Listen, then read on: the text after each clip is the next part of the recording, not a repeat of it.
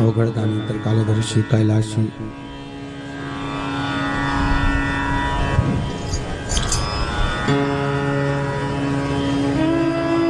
अविनाशी भगवान भूत भावन भूतेश्वर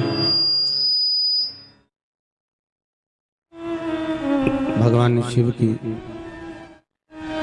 पुनित पावन ये शिव महापुराण की कथा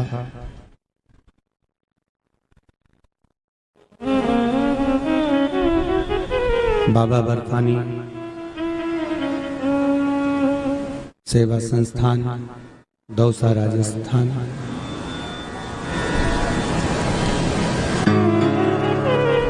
जिस कथा का पावन पुनित रसतत्व ग्रहण करने के लिए अपन सभी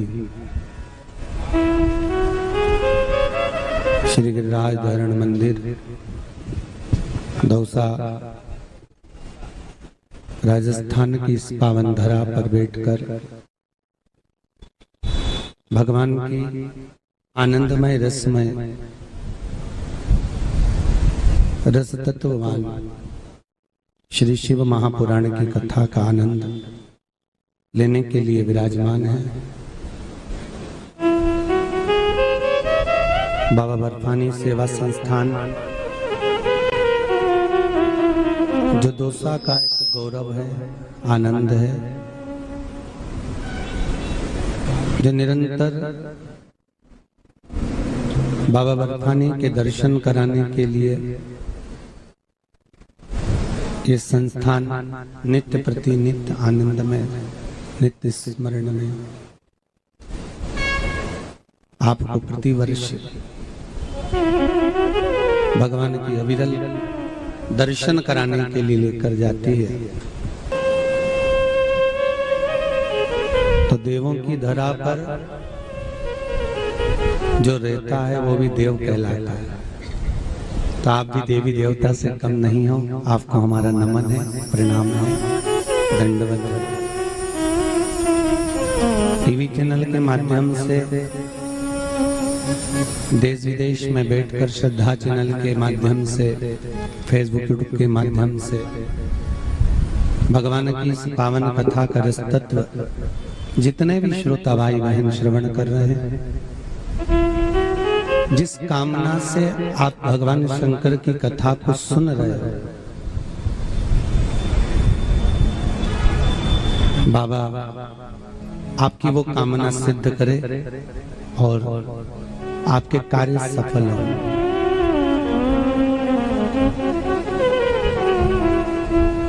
दौसा नगरी में आसपास से दूसरे गांवों से भी बहुत सारी बहन बेटियां कथा सुनने के लिए आई हैं। उनको भी पावन नमन। जिस कथा को हम श्रवण करने के लिए बैठे हैं, ये कथा कोई साधारण सी नहीं है।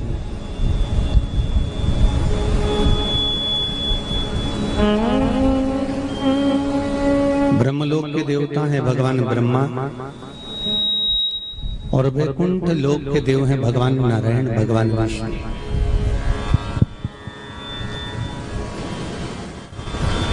पर इस भूमंडल का अगर कोई देव है, इस मृत्यु लोक का अगर कोई देव है, तो वह देव अधिदेव महादेव है।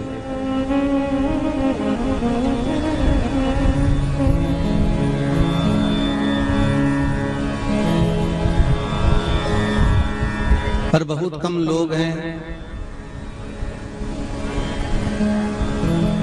बहुत कम ऐसे लोग होंगे जो शंकर का स्मरण ना करते होंगे। सभी लगभग शिव की आराधना में डूबे होंगे। शंकर की अर्चना, शंकर की आराधना, शिव का स्मरण, भजन कीर्तन नाम जाप, ये जीवन का एक सुख देने वाला। एक बात आपको पहले भी सीहोर कुबेरेश्वर महादेव से कही थी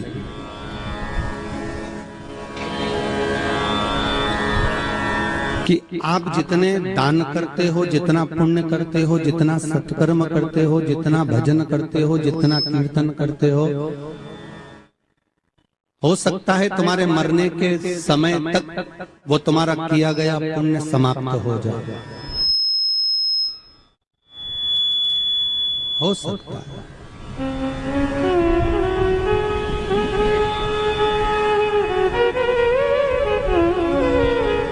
क्योंकि पुण्य तुम करते तो हो, ऐसा कोई मृत्यु लोक में ऐसा कोई व्यक्ति जन्मा ही नहीं जिसने पुण्य ना किया। 21,600 श्वास जो मनुष्य के शरीर से प्रतिदिन निकल रही है, ये पुण्य करने के लिए ही निकल रही है। और आप अगर माला उठाकर नहीं भी जपोगे, आप नाम जप नहीं भी करोगे, स्मरण नहीं भी करोगे, तो भी ये श्वास जो निकल रही है ना, ये श्वास भी ओम अक्षर का नाद करती है।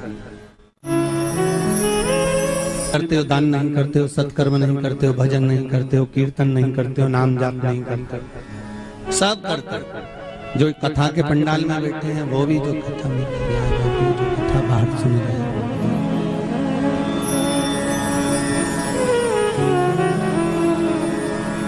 आप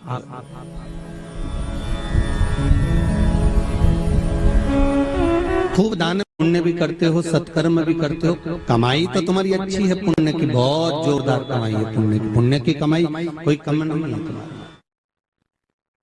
पर होता है व्यक्ति 10,000 रुपये महीना कमाए और उसमें भी गैस की टंकी का, फिर लाइट का, फिर बच्चों की पढ़ाई का खर्चा निकालते जाओ, तो आखिरी में जब अगर देखोगे महीना का जब एंड आएगा, विराम आएगा, तो कुछ हाथ में रहा ही नहीं।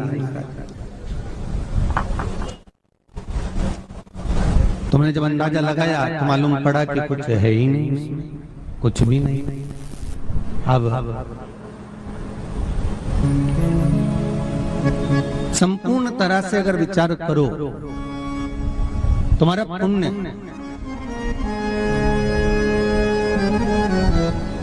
बहुत है, पर पुण्य के साथ में जो तुम्हारा पाप कर्म है, किसी के लिए गलत दृष्टि से देख लिया, किसी के लिए गलत दृष्टि से बोल दिया,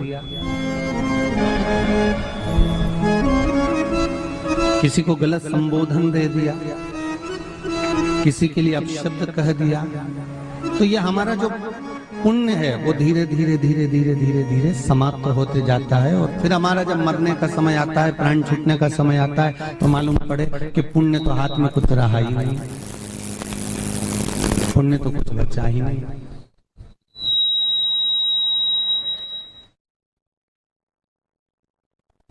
और जब पुण्य पूरा समाप्त हो गया और ऊपर गए, तब भगवान से कह रहे हैं कि हमारा पुण्य इतना सारा था, हमने इतना पुण्य करा था, तो उस पुण्य के बल पर हमें बैकुंठ का निवास दीजिए। उस पुण्य के बैकुंठ में विश्वास दीजिए, उस पुण्य के बल पर हमें बैकुंठ भेज दीजिए। तो भगवान क्यों भेजेगा?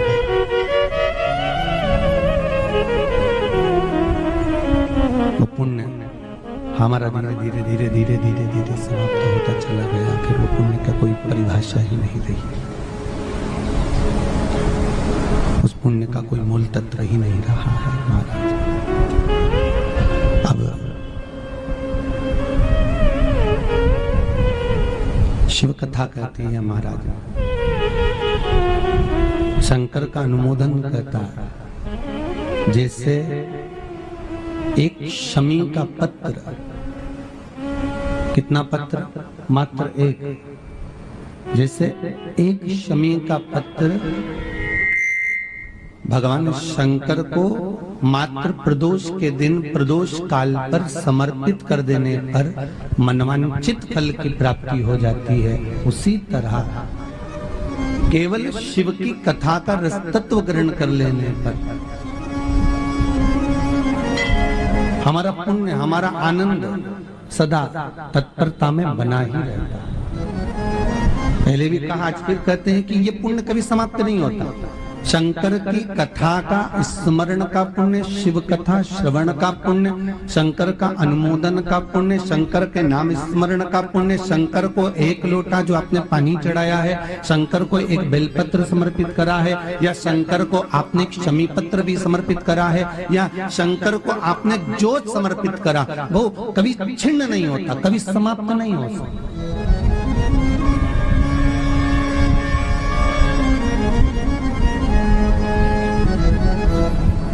वो कभी समाप्त नहीं होगा, वो अजर और अमर है। फिर उसकी कोई समाप्ति का केंद्र बिंदु ही नहीं है, फिर उसकी समाप्ति का कोई मूल तत्व ही नहीं है। वो एक रस तत्व जीवन का आनंद दे जाता है।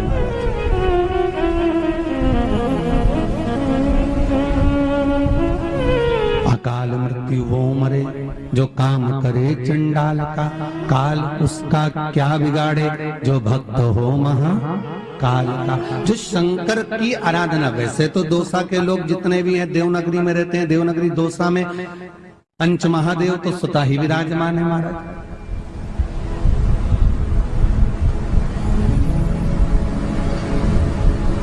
आज कोई कह रहा था मंदिर के अंदर कि गुरुदेव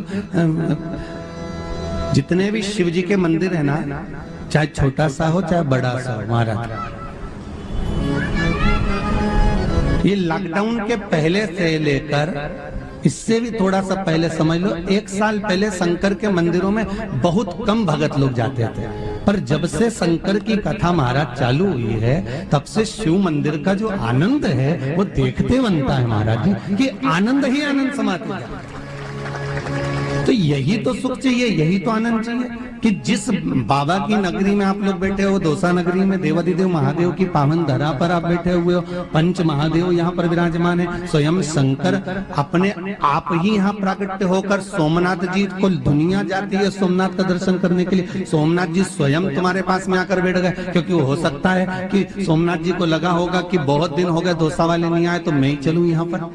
ये तो बाबा की अलमस्ती है, ये तो बाबा का धाम है। तो दोसा नगरी में, और हम कहें कि बर्फानी सेवा संस्थान कथा करा रही है, तो ये भी हम भूल जाएं कि बर्फानी सेवा संस्थान कथा करा रही है। हमको तो लग रहा है कि कहीं दोसा में ही, दोसा के ही ये 5 महादेव एक साथ मीटिंग करे होंगे, और मीटिंग कर कर उन्होंने कहा कि चलो कथा श्रवण करते हैं। तो क्या कथा कहाँ श्रवण करें? तो देवाधिदेव महादेव ने विचार करा होगा कि अपन तो भूत भावन भूतेश्वर शंकर हैं, एकांत में कहीं बैठकर कथा सुनेंगे। तो एकांत कहाँ मिल सकता था? तो उन्होंने कहा एक काम करो, आगरा रोड पर ही चलो। तो विचार करा, फिर आगरा रोड पर चले तो सर ये बाबा महादेव तो वहां से निकले दोसा से, तो उन्होंने सोचा कथा रखी कहाँ जा। पहले ये कथा बर्फानी सेवा संस्थान से पूछना, वहीं हो रही थी दोसा के अंदर। फिर दोसा के अंदर से निकलती निकलती सोचा कोई गार्डन में हो जाए। गार्डन से होते होते देखो कथा घूमती घूमती कितनी चली हो, और चलते चलते चलते चलते तो आगरा के रोड पर निकली। अब बाबा ने सोचा होगा चलो कथा कहीं ऐसी एकांत में बैठ कर सुनेंगे। तो बीच में गोवर्धन नाथ जी ने कहा कहाँ जा रहे हो महादेव, आपकी कथा हो और हम ना सुने, ये हो सकता है? कहते हैं भागवत कथा को भक्त सुनता है। कौन सुनता है? जम के बोलिए, भक्त। भागवत कथा को भक्त सुनता है और महादेव की कथा को स्वयं भगवान सुनता है, स्वयं भगवान। तो भगवान ने कहा रुको जरा महादेव, अब तुम यहीं कथा का रसतत्व श्रवण कराओ, यहीं पर आनंद होने दो, और चकाचक खूब अलमस्ती से कथा का रसतत्व श्रवण करेंगे और आनंद से। तो गिरिराज जी, भोलेनाथ जी, राधा कृष्ण सरकार, श्री जी बाबा, और साथ में चलो तो देवाधिदेव, 5 महादेव, और आप भी जहां जहां से आए हो, आपके अड़ोसन पड़ोसन धड़ोसन में जितने महादेव होंगे वो भी यहाँ पर तुम्हारे साथ में आकर विराजमान हो गए। तो देव बाबा तो स्वयं कथा का रसतत्व सुन।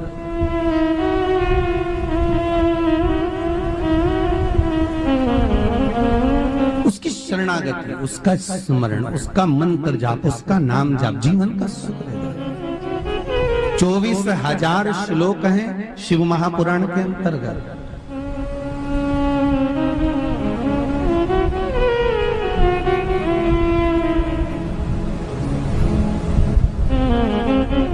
और 12 खंड 7 संहिता के अंतर्गत इसको बांटा गया है। और एक निवेदन करें आपसे, पूरे 24,000 श्लोक पूरी शिव महापुराण आप याद करें ना करें, आप ज्ञात करें ना करें, आप स्मरण करें ना करें, पर इतना याद रखना कि शंकर की कथा का एक लाइन, एक रस तत्व जो आपको अपनी जिंदगी में अच्छा लगे उसको उतार लेना, उसको उतार।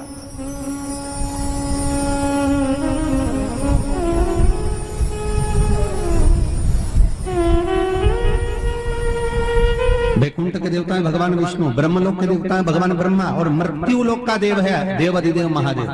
पृथ्वी के अगर कोई देवता है तो वो भगवान शंकर है, भगवान देव अधिदेव महादेव है, भगवान भूत भावन भूतेश्वर मेरा शंकर, मेरा कैलाशी, मेरा अविनाशी, मेरा शिव है, इस मृत्यु लोक का देव। पर दुनिया के लोग ना जाने क्यों कहे हम कृष्ण वाले हैं, हम श्री जी वाले, हम शंकर के मंदिर नहीं जाते। वो कोई कहता हम नारायण वाले, हम शंकर को नहीं मानते, हम शंकर का प्रसाद नहीं लेते, हम शंकर के मंदिर नहीं जाते। भगवान को ऐसा बांट दिया, ऐसा बांट दिया कि शंकर के दरवाजे को जाने को तैयार नहीं आता। तो किसी ने एक बार पार्वती जी ने शिव जी से पूछा, भोलेनाथ जी कोई तुम्हारे मंदिर में नहीं आता, कोई तुम पर जल नहीं चढ़ाता, कोई तुम्हें नमन नहीं करता, सब ये मंदिर जाना, नारायण के मंदिर जाना, वो मंदिर जाना, वो देवता को रिझाना, वो देवी को रिझाना, पर तुम्हारे को कोई नहीं रिझाता। शंकर भगवान बोले मत रिझाने दे, अपने को कोई दिक्कत नहीं, अपन तो शांति से बैठे रहो।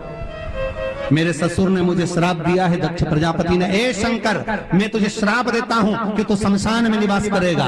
शंकर भगवान बोले उस दिन से मैं बड़ा प्रसन्न हूं क्योंकि मैं शमशान में रहता हूं। आज किसी का भी भजन कर ले, चाहे ये राम कहे, चाहे ये कृष्ण कहे, चाहे देवी कहे, चाहे दत्त कहे, इसकी मर्जी पड़े, जितना देवी देवता पूछता फिरे, पर आखिरी में मरने के बाद तो मेरे पास आएगा ना, तब निपट लूंगा। बस उस दिन का इंतजार है। और जैसे ही मेरे पास आया, ऐसी लकड़ी में जलाऊंगा गीली कि 3 दिन ठंडा नहीं होने दूंगा। और फिर आखिरी में तीसरे दिन भी घर का लोग बटोरने जाएंगे। समझ रहे हो ना, समझते रहे हो? वो घर का लोग बटोरने जाए